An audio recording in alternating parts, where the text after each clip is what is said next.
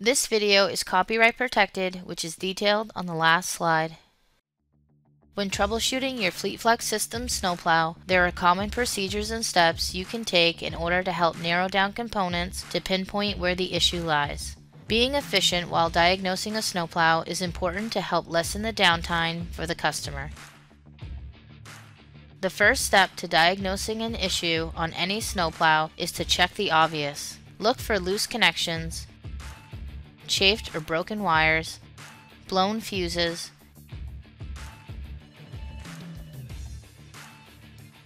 and corrosion in the connectors. Also check to ensure that all wires are connected to the correct coil terminals on the hydraulic unit. If the plow is having a functionality issue, whether it is a straight blade, V-plow, or XLS snowplow, the first step when troubleshooting is to determine whether your issue is hydraulic or electric by performing a solenoid coil activation test, which is referred to as a SCAT test.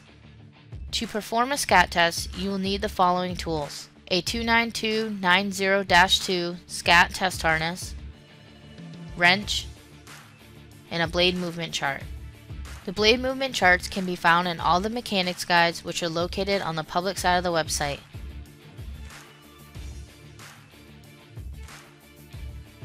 The blade movement charts will show you which cartridge valves should be activated during each specific function. Starting with one function at a time, press and hold the function button on the control. While continuing to hold the button, check for magnetism on the coils that should be activated during that function. You should feel a strong magnetism on the wrench. Also, check for any stray magnetism on the other coils. You should not feel magnetism on the coils that are not supposed to be activated. If all the coils are magnetizing when they should and you do not have magnetism on the other coils that should not be activated, then electrically everything is working the way it should and the issue is hydraulic. If you do not feel magnetism on a coil that should be activated, or you have stray magnetism, then the issue is electrical. SCAT test failure. Take note of which coils are not magnetizing or which coils are magnetizing when they should not be. If a coil is not magnetizing when it should, check the fuse on the plow control harness that powers the coils to verify that the fuse is not blown and that it has battery voltage on both legs of the fuse. If battery voltage is not present and the fuse is not blown, trace the wire from the fuse holder back to the plow module to test if you are getting battery voltage out of the plow module. This test can be done by using a 10-pin back probe harness. If no power is present at the module, then the issue is the plow module. If power is present, the issue could be an open wire leading to the fuse holder. If there is battery voltage to the fuses, verify that the red wire on the coil shows voltage. If so, check the other wire on the other coil terminal to verify that it also shows voltage. This will verify that the coil is good. For example, when pressing and holding the raise function on the control, check the activating wire, which is opposite the red wire on the coil, for ground. If no ground is present, trace that wire back to the 10-pin connector at the plow module. Using a 10-pin back probe harness, check for ground coming out of the module at that wire. If ground is present, that would indicate a break in the ground wire. If no ground is present, the component at fault is the plow module. If a coil is magnetizing during a function when it should not be, check the output of the plow module to determine if the module is sending ground to the coil. If the module is not sending a constant ground to the activation wire, inspect the activation wire to ensure it is not shorted to ground. If the vehicle lights do not shut off and transfer to the plow lights when you make the electrical connections to the plow, the isolation module is missing either a power or ground input into the module. Gain access to the isolation module and fuses. Check for voltage on the fuses and verify the fuses are not blown. If voltage is not present at the fuse holder, trace back through the connectors to check for voltage coming in. This will help you determine which harness is at fault. If the fuses have power, unplug the port C connector at the isolation module. This connector should have mostly blue wires going into the connector with 2 red wires. Check the 2 red wires in the connector for battery voltage. The red wire at pin C will only show voltage when the key is turned on. If no battery voltage is shown on any 2 of those red wires, trace the wire back to find where the break is. If battery voltage is shown on both red wires, reconnect the harness into port C. Unplug the port B connector and check for voltage on the park light in wire in pin H of the connector. This input is needed in order to operate the lights. If no power is found at this wire, trace the wire back to the splice at the vehicle park light wire. With the plow side lighting harness plugged into the vehicle lighting harness, unplug the port A connector at the isolation module and check for ground at pin C of the connector. If ground is present and all the other voltage inputs are present, then the isolation module is the issue. If no ground is present, find where you are missing ground by backing up connectors. Unplug the vehicle lighting harness at the grill. On a halogen 11-pin vehicle lighting harness, there should be a constant ground on pin 2 of the grill connector end. If no ground is present on pin 2, back up a connector and check for ground to see where the break is. If ground is present, turn the vehicle headlights on. Use a jumper wire to jump between pins 2 and 7 at the grill connector. If the lights on the vehicle shut off, then the issue is on the plow side lighting harness. If the truck lights do not shut off, the issue is within the vehicle side lighting harness. No control power. If your control will not turn on, first verify that the vehicle lights are transferring over from the vehicle to the plow to verify that the isolation module is being activated. If the vehicle lights are not transferring, perform the troubleshooting procedures that were listed in the No Light Transfer section. If the vehicle lights do transfer, take a test light and with the key turned on, check for power and ground at the 4-pin connector in the cab of the vehicle. If power and ground are present, the control is the issue. More than likely, if your control will not turn on, you are missing either power or ground coming into the 4-pin connector in the cab. If you are missing ground, back up a connector and see where you are missing the ground from. If voltage is not present, check the control fuse on the plug-in harness for battery voltage and ensure the fuse is not blown. If no voltage is present, trace back through the connectors to see where it is missing from.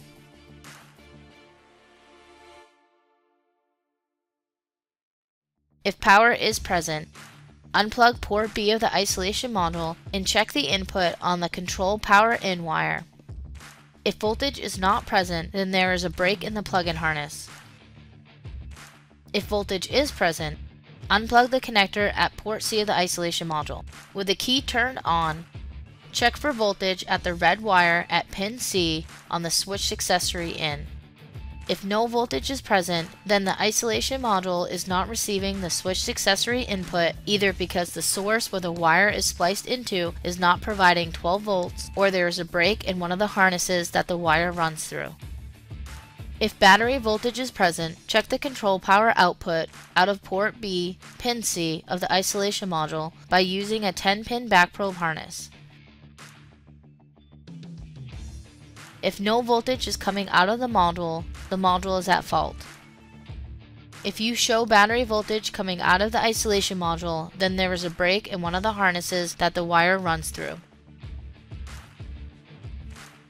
If the motor relay is not engaging, the symptom you will have is, anytime you hit a function on the control, the plow will not move and the motor will not run. With the plow plugged in, check for battery voltage at the 2 red wires on the motor relay. You will also show battery voltage on the black wire on the motor relay until you hit a function and send ground to that wire. If battery voltage is not present, trace the wires back to the connector to verify where you are missing the voltage from. If battery voltage is present, hold down a function on the control that requires the motor to run and check for ground on the black wire on the small terminal of the motor relay. If ground is present but the motor relay is not engaging, then the issue is the motor relay. If the black wire does not show ground when you are holding a function that requires the motor to run, there is either a break in the wire or the plow module is not sending ground to that wire. Use the back probe harness to check for ground out of the motor relay wire at port B. If no ground is coming out of the plow module is the issue. If ground is coming out, check for a broken wire on the black wire. If the motor relay is engaging and you are getting battery voltage to the two red wires and the black wire is receiving a ground when hitting a function, but the motor does not run, verify that you are getting battery voltage out of the motor relay stud that is transferring power to the motor. If battery voltage is not present when the motor relay is engaged, change out the motor relay. If battery voltage is present, verify that you have a good ground at the plow motor and that you have battery voltage to the motor when you are pressing a function.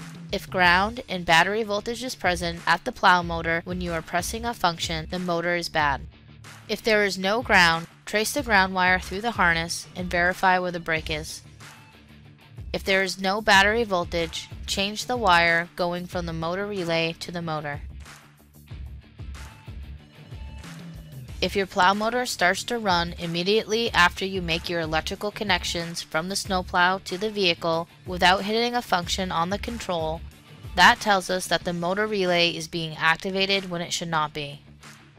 If the internal plate inside the motor relay is stuck up, this can cause this issue, or if the motor relay is receiving a constant ground on the ground wire at the small stud on the motor relay, this will also cause this issue.